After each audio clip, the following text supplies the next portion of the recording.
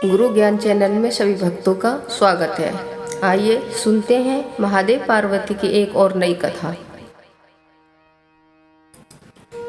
भूखे को भोजन कराने का क्या फल होता है। एक बार भोले बाबा और माता पार्वती धरती पर घूमने के लिए आए। धरती पर घूमते घूमते माता पार्वती को भूख लगी और बोली, स्वामी मुझे भूख लगी है। भोले बाबा बोले, चलो किसी नगर में चलकर भोजन की व्यवस्था करते हैं। भोले बाबा और माता पार्वती एक गांव में जाते हैं और एक सेठ के घर का गेट खटखटाते हैं। तब सेठानी बाहर आती है और पूछती है, क्या बात है। तो महादेव जी बोलते हैं कि हमें भूख लगी है, हमें खीर और राबड़ी चाहिए। सेठानी बोलती है, अगर आपको भूख लगी है तो आपके घर से खा के क्यों नहीं आए। और इतना कहकर अंदर चली गई और अपना दरवाजा बंद कर लिया। तभी महादेव बोले, हे पार्वती, चलो कहीं और चलकर देखते हैं। भोले बाबा माता पार्वती थोड़ा और आगे चले तो एक बुढ़िया माँ मिली। बुढ़िया माँ से बाबा बोले, हे माता, हमें भूख लगी है, हमें खीर राबड़ी चाहिए। बुढ़िया माँ बोली, बैठो महाराज, अभी लेके आती हूँ। बुढ़िया माई अपने घर के अंदर गई और एक कटोरा लेकर आई और उसको लेकर बाहर जाने लगी। तभी भोलेनाथ बाबा बोले, हे माई, आप कहाँ जा रही हो। तभी माँ बोली कि महाराज, मेरे घर में कुछ भी नहीं है। खीर बनाने के लिए दूध, चावल, चीनी लेने जा रही हूँ।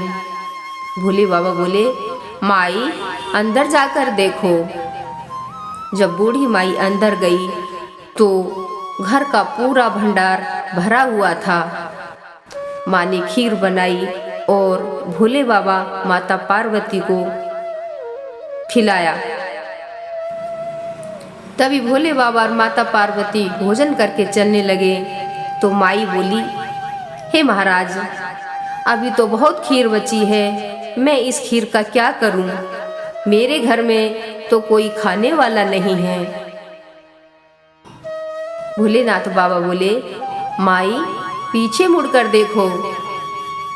जब माई ने अपने घर की तरफ मुड़कर देखा तो माई के बेटे बहू और पोते पोती खीर खा रहे हैं। फिर माई बोली, हे बाबा, मैं इनको कहाँ रखूंगी। मेरे पास तो ये एक छोटी सी झोपड़ी है, ये कहाँ रहेंगे।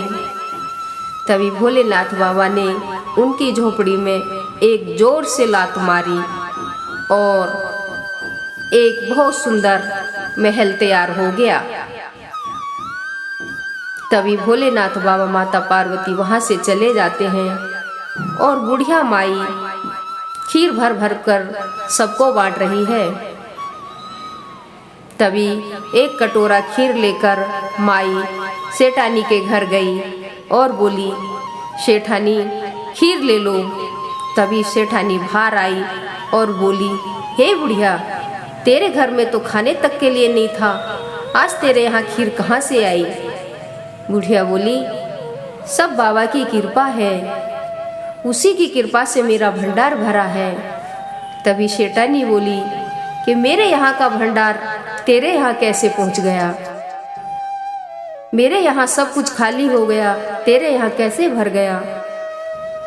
तभी माई बोली कि ये तो सब बाबा की कृपा है, आप उन्हीं से पूछो।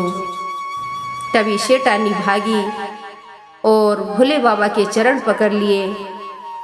बोली, बाबा, मेरे घर में सारा भंडार क्यों खत्म हो गया और इस बुढ़िया का भंडार कैसे भर गया।